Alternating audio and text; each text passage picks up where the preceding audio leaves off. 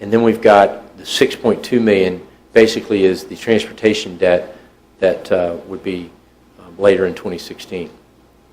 So then the final column basically is what happens when we add it all together. We have the existing debt plus the proposed new debt.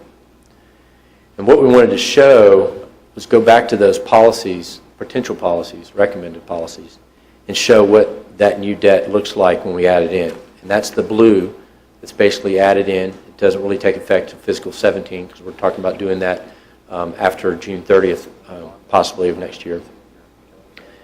And then you can see where you stand versus rated entities basically on a national scale as well as a Virginia scale.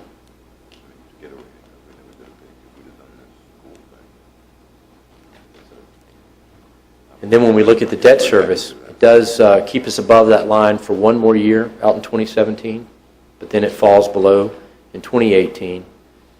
And you can see that we will be a little bit on the high side for the medians, if you will, AA and single A's. But I can tell you that AAA rated Loudoun County, for instance, is right at 10% as well. So you're not too far off those medians.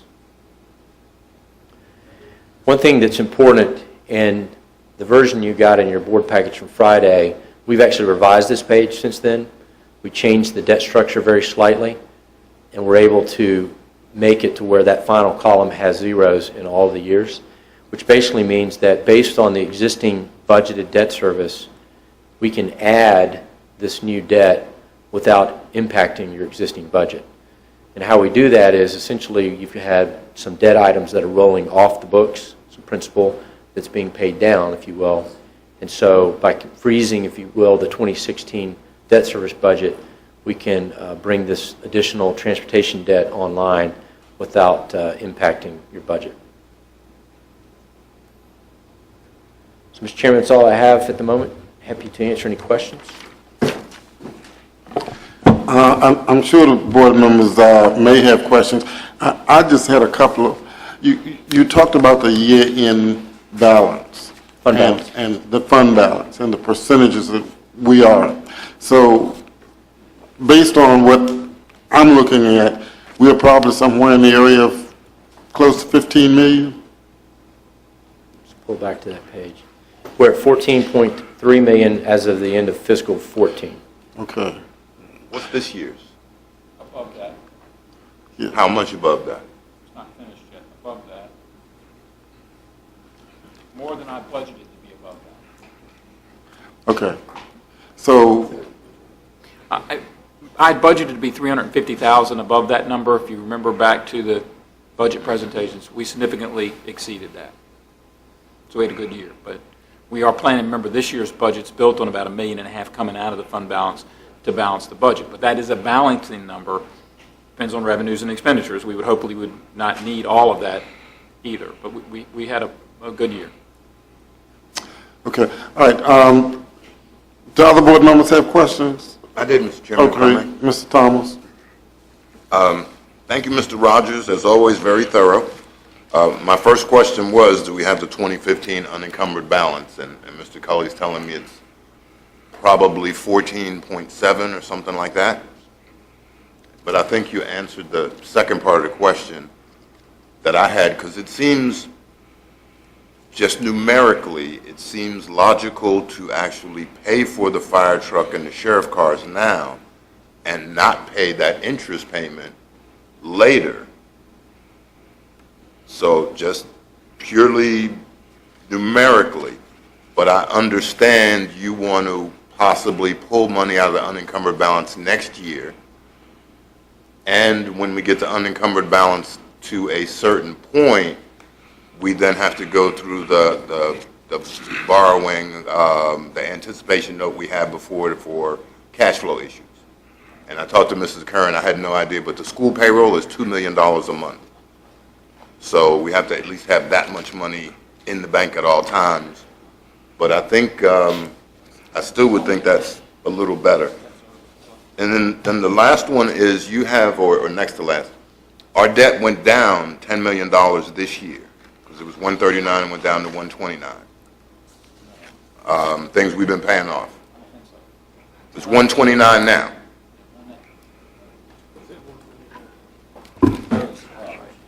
Your budget analysis that's on the website says it's 129 now. And that's what he had up there. Total debt service, 129? Yes, the actual, Yeah, that's principal and interest. principal, the actual principal, just the principal, That's principal and interest, 129. just principal. No, it's principal. Principal is 90.9, Okay. first column. Yeah, you're not counting. But all right. that's just one category. You're not counting. That's all just right, schools and general government. General government. You're not counting utility Does debt. not include utility debt, which is what makes the number different. yes.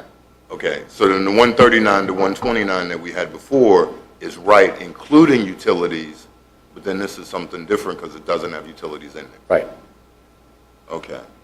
It's just general government and schools. At the end of the day, we'd like to see utilities self-supporting. No, it's not at the moment, but that's the way we've been analyzed it. All right. We don't have any numbers that say what the impact would be if we actually paid for the sheriff's vehicles and the fire trucks, do we? Yes. I mean, that's what pulls it out. Yeah. So this is at an assumed interest rate of 3.7%. Basically, the fire truck's $555,000. So I'm paying Total P&I. $130,000 interest. Yeah, so you'd save $135,000 of interest. So, Part of that over 10 years. but is it better financially? You as the financial consultant? No- Our no recommendation politics is, or if you're going to anything. spend your fund balance, spend it on something that is a one-time expenditure, which this would be.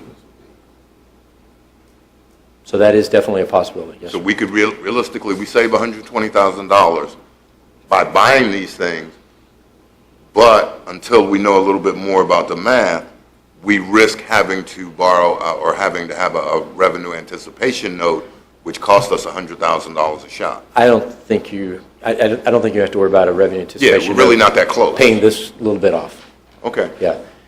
okay. My understanding is we've been in good shape the last couple of years without, and not needing it. Right, we haven't used that for a while. And part of that is, as Mr. Cully said, once you did the due to, due from on the utility side, because if we go back to our fund balance, and that's a very good point that he's made, again, when you look at the accrual side, your fund balance didn't look too bad back in 08, 9, 10, but we know we were having to do those revenue anticipation notes because once you did the due to, from, you really didn't have that much in cash. 13 and 14 don't have the due from in it anymore, and so you're in a much better position than you were 5 years ago. Say So- that again, I just want everybody to hear. You just said we're in much better financial condition now than probably we've ever been in. Since I've been working with you, yes, sir. And that goes back to year 2000? Mr. Thomas, I would recommend at least let him go out and see what we can get for the interest rates on the fire truck and the cars, and maybe buy the police cars and finance the fire truck, or buy both, or finance both. Just let us look. Right, but I mean, I don't mind looking, I don't mind talking, but when we get to the reality is, I'm gonna save $130,000 if I don't do that. What are the negative impacts on the county if I do? Yeah. And if there's no essentially- negative impacts, I might as well save the money in. Yeah. Yeah, but if the fund balance will obviously go down, but is that gonna cause a negative impact if the fund balance is already above what he's recommending? We're talking about $800,000 essentially of But fund balance. he's saying, but he also didn't say how much better we did this year. He just said significant. And nobody wants to define significant right now. So until you define significant, I don't know. I'm just guessing. But yeah, that's what I'm saying. If we got close to $1 million in additional revenue now, shouldn't we just go ahead and buy these things and not incur more debt unless we won't get a really good rate? Now, if the rate is 4%, then the math is different.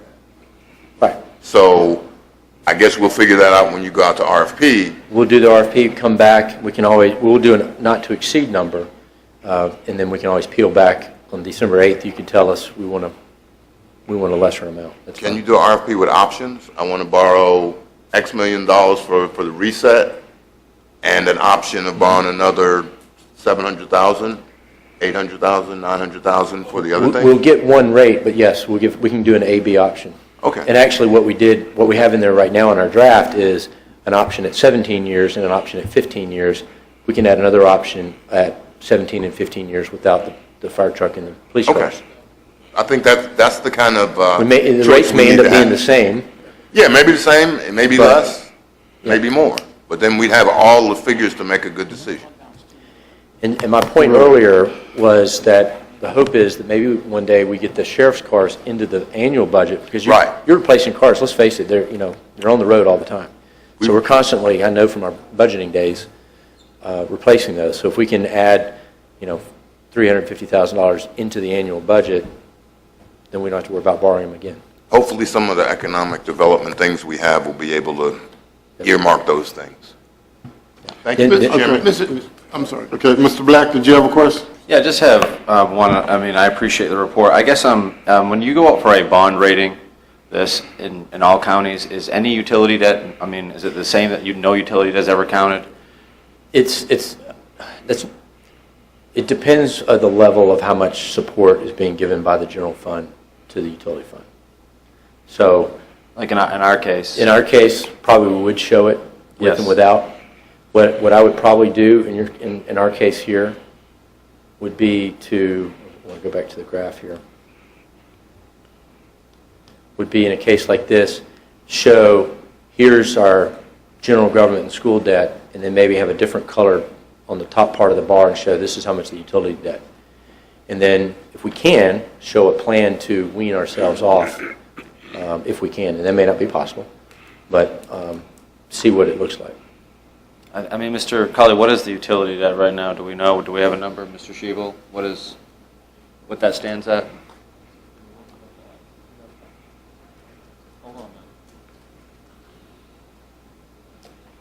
Apologize, I don't remember off the top of my head.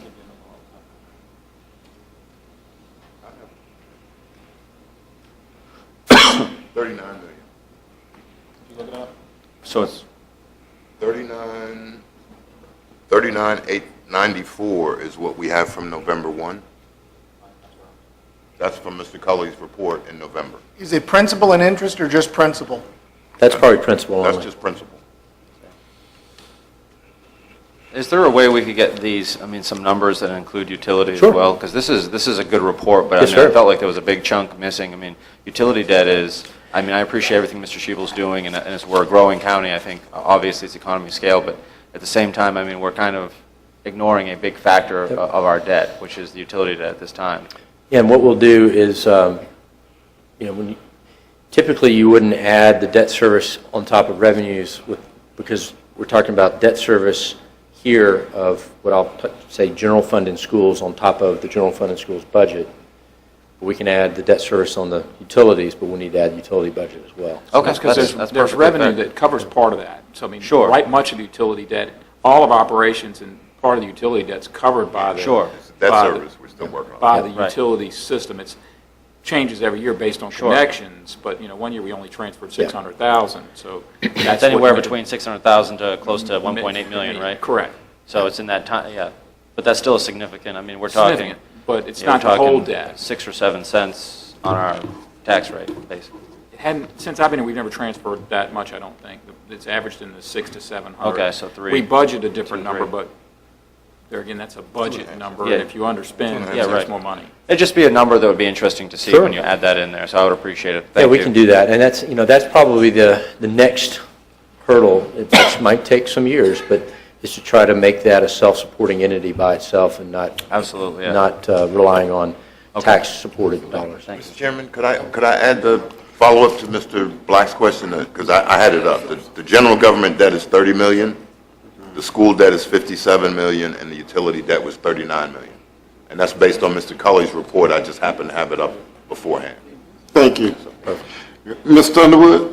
Yes, sir. Thank you, Mr. Rogers, for Oh, the were you, report. I'm sorry, were you finished, Mr. Black? Yeah, Mr. Underwood? I'd just like to ask Mr. Cully to kind of give me a reaction to what you've heard, and then you talked about having the unencumbered balance continue to grow, and what's your feeling based on, as our county administrator, I would, your professional I did.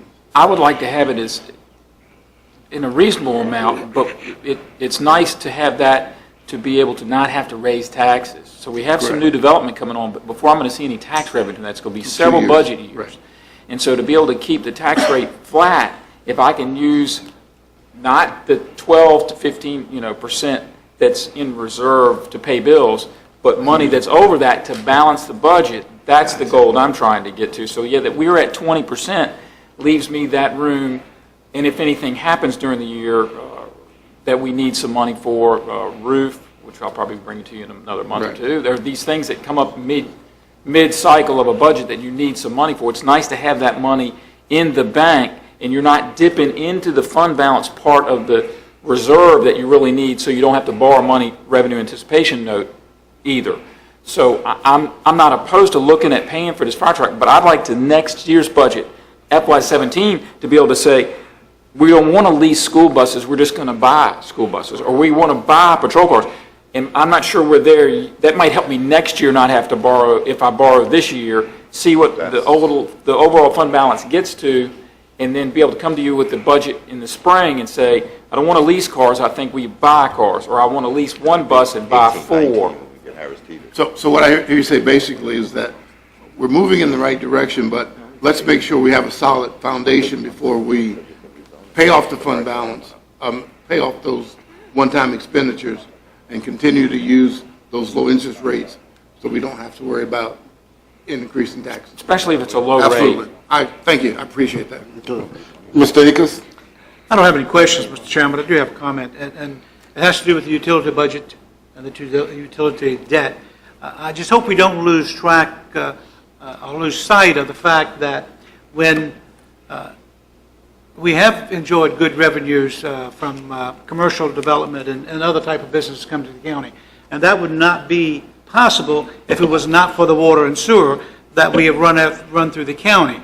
And so I think when you look in terms of that debt, we don't look in terms of the revenue that we are enjoying from those businesses as a way of paying off that debt. Now, if we had transferred the revenue that we received from McKesson and the truck stops and all the other businesses that we have in the county to the utility debt process, then the debt wouldn't be as great as it is, and the revenues would be more than enough in order to cover its debt. So, yeah, it's one thing to pick out one particular area and jump on it and say that's cost the county, but I think that you need to look at the large picture and see where the revenue is coming from and why the revenue is coming in to the county. Thank you, Mr. Chairman. Thank you, Mr. Akers.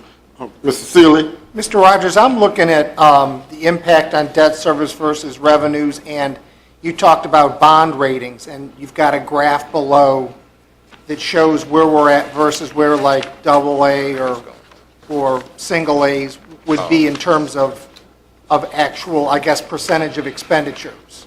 And I see us way out beyond that graph. Yeah, that's it. So I guess my question is, if we went for a bond rating, how do we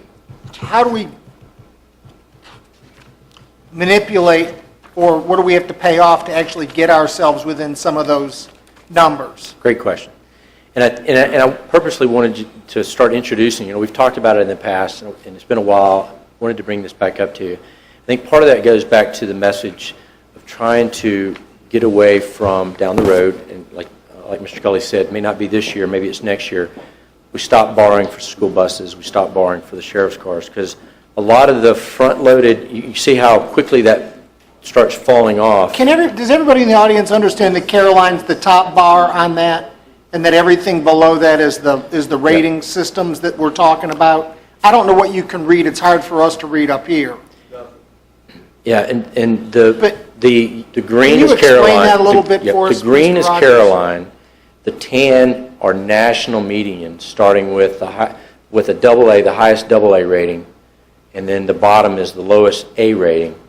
The green are Virginia AA's down to Virginia A2, which is the middle of the range. And the reason the Virginias, let me just say, we'll focus more on Virginia for a moment, because the reason Virginia's is higher than the national medians. Many of the states, like let's take Pennsylvania for instance, have school districts that have their own borrowing powers. So nationally, there are more states like that, and so they don't. the counties, if you will, which is what we're seeing on the tan, don't have debt for schools. So theirs typically skew lower. That's why we also put Virginia's in here, because obviously Virginia's counties have to borrow for schools, and that's why our medians are higher. And again, this is median, so there are some that are much lower, there are some that are much higher. As I said earlier, Prince William County and Loudoun, for instance, are both slightly above 10% right now because they have so many schools that are constantly borrowing to try to keep up with the capital there. How do you get it down? Is we try to get our debt service down. And again, I know we haven't added the utilities yet, so I'm just trying to focus on normal governmental school debt. And part of that is, if you look at our debt service, here on the next page, the existing debt, you see we're at like 9.6 million right now. We go to 9.1. We quickly, in 2 years, we're down below $1 million from that top end of 9.6. And then within 5 years, we're $2 million below that existing debt service number. And the reason a lot of that is because of some of the short-term borrowings that we've been doing for sheriff's cars,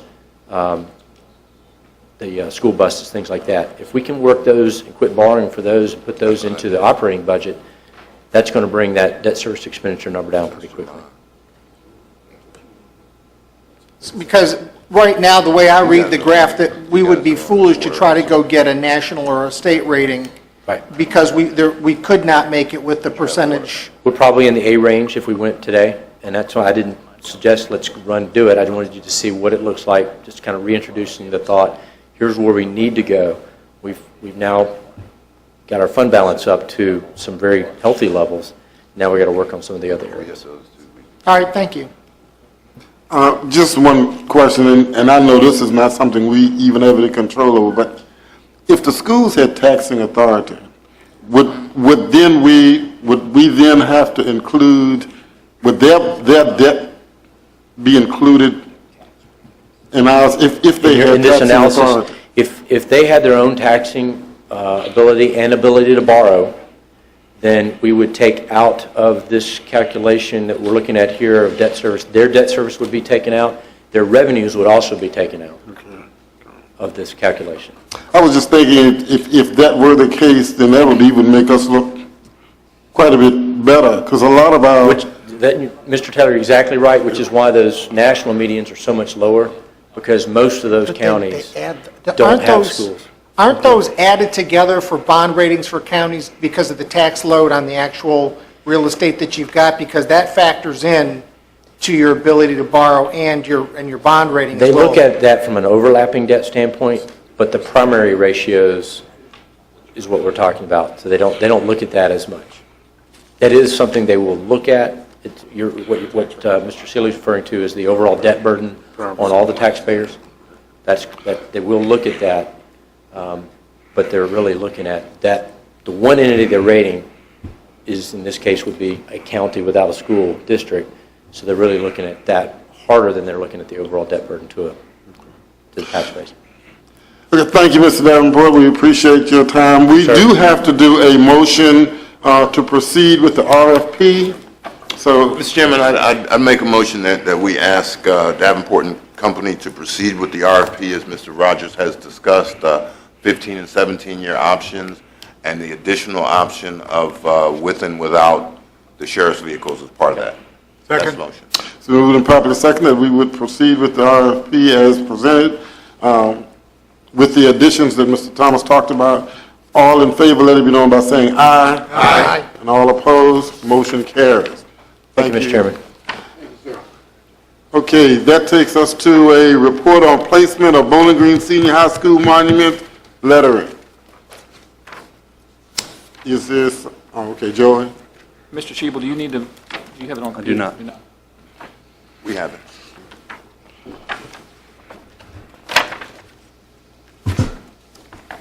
Good evening, Mr. Chairman, members of the board. Good evening.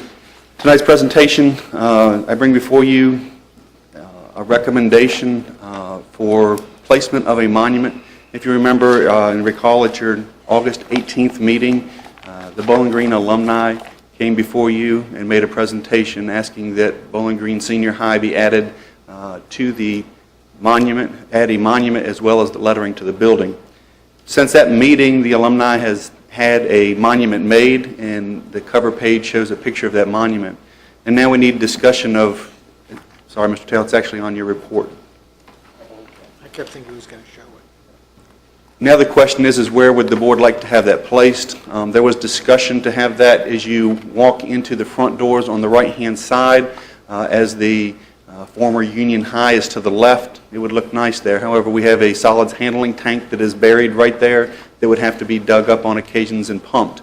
So we didn't think that was the best place to be able to place that. Another idea was to place it adjacent to the existing monument. Both of the monuments are fairly close in size. We could arrange that area there and have both of those monuments side by side, a little bit of space in between them, but we think we could make it look real nice there. Another option is as you're coming into the auditorium, possibly place it to the right of the sidewalk there. So that's the first discussion we would like to have with the board of where you would like that. The second is the board wanted us to look at how we would arrange lettering on the building, and we have had our sign contractor come out and look at that and come up with some recommendations. So on page 2 of the report, you'll see the current layout, and at the very bottom, you'll see the formerly Union High School. The first idea that they came up with is adding lettering on the bottom band of the sign. You'll see that at the very bottom picture on page 2. The cost to add that additional lettering, and along with that, they would repaint the existing letters up there so that they would look nice again, and wash the entire sign to bring that back so that it looks brilliant again instead of how it looks today, and add that lettering. That would cost $2,068 to do that. The second option that they gave to us is to remove the current former Union High lettering and to add a black backing and put the lettering that says formerly Union High School and Bowling Green Senior High. That cost to do that was $1,949. And the last proposal was to completely remove all the lettering from the sign, completely redo the sign, wash the sign, fix all the repairs from where the current lettering is in there, add underneath the formerly Union High and Bowling Green Senior High underneath of that, and recenter the entire sign. And the cost of that is $3,900. And with that, I would like the board to give directions to staff of how you would like us to proceed with installing the monument as well as possible lettering of the building. Board members have a preference? I guess my question is does the committee that came said they had raised the funds to do it, do they have sufficient funds for the lettering the way it's been presented? And I guess that's the first question. I don't know if anybody who's here could answer that, but that would be beneficial. I am not aware of that conversation. I haven't been involved in any of that. We talked about it at our board meeting.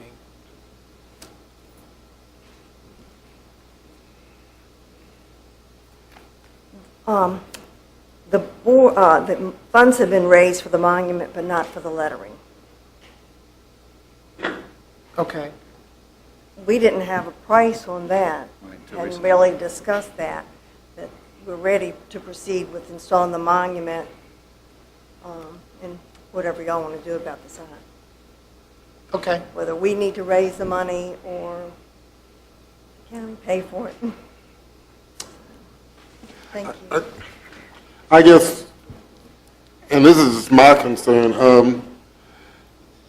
the lettering, I guess we're going to have to move the lettering that's up there at some point unless we just decide that, okay, well, if we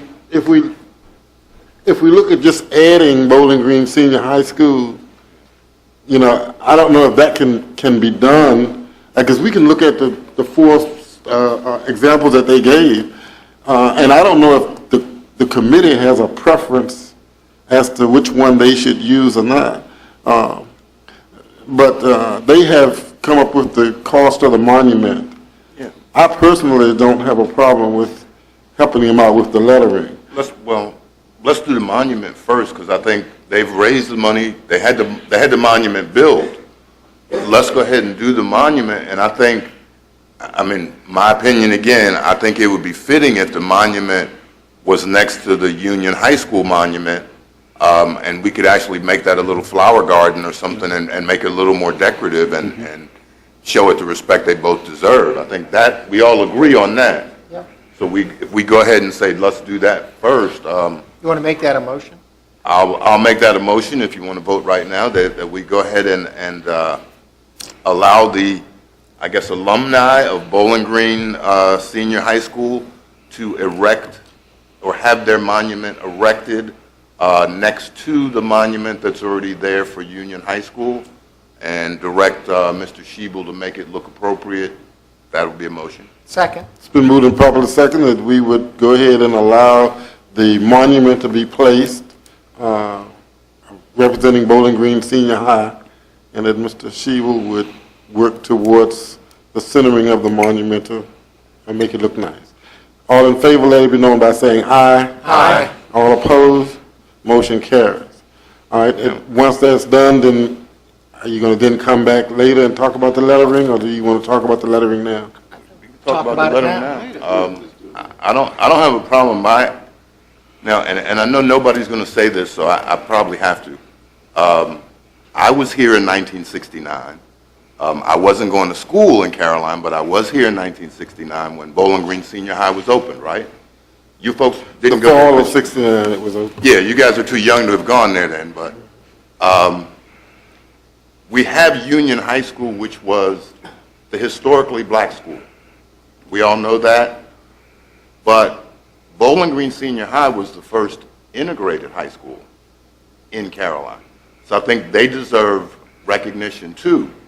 My opinion, and I would like to add, to pay tribute to that, I would like to add their name under where Union High School is, like option 1, I think it is.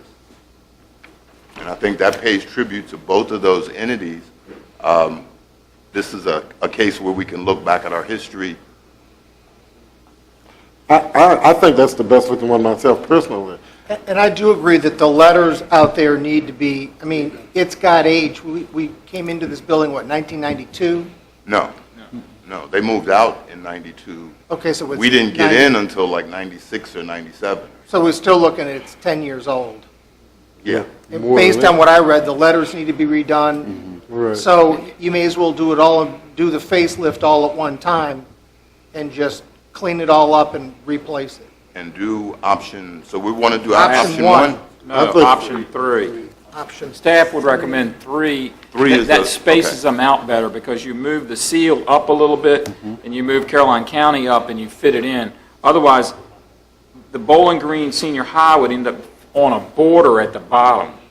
That's correct. There's a There's 10-inch there's band a 10-inch that actually band at sticks the out bottom with an 8-inch that letter. sticks out. So that's where that would ultimately go if you do option 1, which we don't think would look as good. It's cheaper, Okay. but wouldn't look as good. Okay. But It 1 would and look 3 like it was added. 1 and 3 have the same appearance to me, just That's looking at correct. the thing. You just, so option 3 is a little more cleanup work and things like that. Yeah, and it's just centering And it it up so it's centers not it on up. it. It raises the whole works up. Okay. How much money do y'all have for the second part? You got $5? I think basically they were saying that the money hadn't been raised for the second part, but in as much as we have to redo the lettering anyway, Mr. Taylor, I would think that. I would just go ahead and make a motion that we adopt option 3, clean up the entrance. I'll second Add that. Okay, it's been moved and properly second that we would use option 3, at a cost of $3,900 for the lettering. All in favor, let it be known by saying aye. Aye. All opposed, motion carries. Mr. Thank you. Chairman, I Yes. would only ask the board that when C.T. Smith and Lady Smith High School comes to this board for some lettering on that building over there on the west side of the county, that you be just as generous to that group as you've been to this group. As long as they raise money for their own monument. At Monument, they'll raise money. Okay, thank you. And there's something in the building. I'm sorry. There's something in the building aside There's from always being a something in the storage building. room right now. Thank you very much, and I'm sure that will take place. Okay, Thank you, that takes us to appointments. Social Services Board, are you ready to make that appointment, Mr. Black? Mr. Chairman, I am going to defer that till January. Okay, all right, Planning Commission, Madison District, Mr. Akers. Mr. Chairman, I would like to reappoint Mr. Charles Shoebridge to the Madison District Planning Commission, Okay. as a Planning Commission member from Madison District. And I would like to add Mrs. Carl Horton as the Planning Commission representative for the Port Royal District. Mr. Chairman, I make a motion that we appoint Mr. Charles Shoebridge, Madison District Representative on the Planning Commission, and Mrs. Carol Horton as the Port Royal Planning Commissioner on the planning. Is there a second? Second. It's been moved and properly second that we would add the name of Charles Shoebridge to represent the Madison District on the Planning Commission, and Carl Horton to represent the Port Royal District on the Planning Commission. All in favor, let it be known by saying aye. Aye. All opposed? Motion carries unanimously. That takes us to the consent agenda. Approval of warrants, A, B, C, approval of Planning Commission schedule, D, adoption of resolution R2915 regarding allocation of VDOT 2016 and 17 revenue sharing funds, and E, approval of the governor's holiday schedule for county employees. Is there any agenda item that a board member would like to pull? I'd like to pull agenda item C. Agenda item C, Planning Commission schedule. Do you have a question about that? Or? I just think that there's some investigation that needs to be done before we move forward with at least one of the agenda items in this. Okay. All right. Is there a motion to approve consent agenda A, B, D, and E? So moved, Mr. Chairman. Been moved and properly. Is there a second? Been moved and properly second that we approve consent agenda items A, B, D, and E. All in favor, let it be known by saying aye. Aye. And all opposed? All right, it stands approved. Agenda item C, did you have a particular concern? Particular one, the SBX 04-2015. A campground by definition by the Virginia Health Department sets certain standards, and I'm concerned that moving forward with this, since we would be setting a precedent, that we have staff do some investigation on what this means to us in the future. Because currently we do not have anything like this in the county that's not approved as a much larger facility. I'd like to just pull that one until we get some information from staff. I guess the problem that I have with that is I happen to know that there is a particular request coming, and I would like to have an opportunity to vote on it. This particular issue is not vet taxing. I think it's 4 or 5 pad sites that the landowner wants to use. He already has water and sewer there, and he'd like to use his camper there. It's private. It's not a public campsite. And I think so having said that, if we defer C, then that will not come up in my time, and I would like an opportunity to. By definition, by the health department, any pad individually set is designated as a campground, and I'd like to make sure that staff, we have an understanding of what that means long-term, because we're setting a precedent with this. And again, as I said. Mr. Chairman? Yes. I will make a motion to pass it on through, but I guess my concern is the fact that it has gone through the Planning Commission. Mr. Fincham is staff, and I would trust that Mr. Fincham, he's been here 22 years, and he has, I would assume, has been diligent in researching issues in the past. I would think he would be as diligent in researching this issue, and the Planning Commission has received it, they've approved it and passed it on to us, and all we're doing is just approving the Planning Commission schedule. Mr. Fincham, did that come up in Planning Commission? Excuse me, Mr. Fincham, you have to answer that. Is there a motion? Mr. Chairman, I'll make a motion that we pass. Well, wait, we're still in discussion. It was my pulled from the agenda. I have the ability to ask questions, Mr. Taylor. At this point, we are approving a schedule. Mr. Taylor, I pulled it from the consent agenda, Okay, which is all my right. privilege. Go ahead, Mr. Go ahead, Mr. Benjamin, answer the question.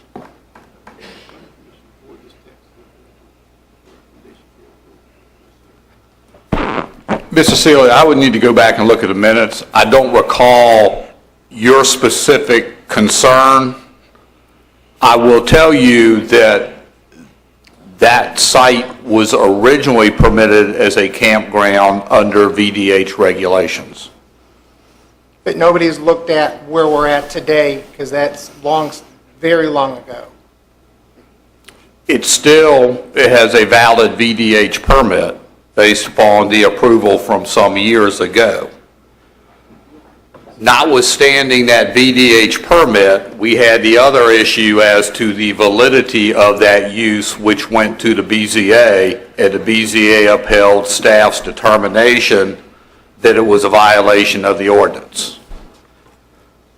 So it's, the BZA found it in a violation for even how it was originally set up. So here we are now with a violation with a special exception.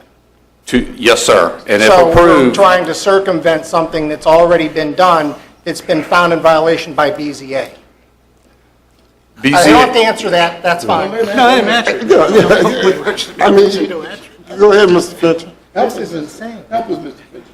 BZA affirmed my decision as the zoning administrator that the improvements were constructed in violation of the ordinance. Affirmed. Which has been appealed to the circuit court. Not sure the current status at the circuit court. The applicant chose to pursue the special exception permit, which, if approved by the Board of Supervisors, would then make that a permitted use, a permitted special exception use. And if so, then would eliminate the need for the applicant to continue his appeal of the BZA's affirmation through the legal process. Thank you, Mr. Fincher. Is there a motion? Mr. Chairman, I do move that we approve the consent agenda item number C, approval of planning commission schedule. Doesn't mean we're going to approve the special exception. It only means that we have approved the schedule of the planning commission. Second, Mr. Chairman. Been moved and probably second that we approve agenda item C. All in favor, let it be known by saying aye. Aye. All opposed? Nay. And it stands approved 5-1. You gonna poll? Okay, that takes us, at this point, 15? we'll take a 15-minute break, and we'll come back for public comment and the public hearing.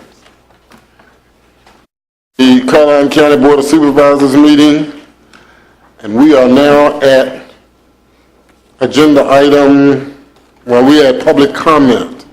We apologize for being a little late, but this is the public comment section of our meeting. It is at this time that citizens can come forward and address the board on any issue that is not a public hearing or not on the agenda for discussion. We don't have a sign-up sheet, but I do have a request from Minister Biber to come before the board. He has an emergency and needs to leave, so Pastor, if you will come at this time, it is now public hearing. I'm sorry, it's now public comment.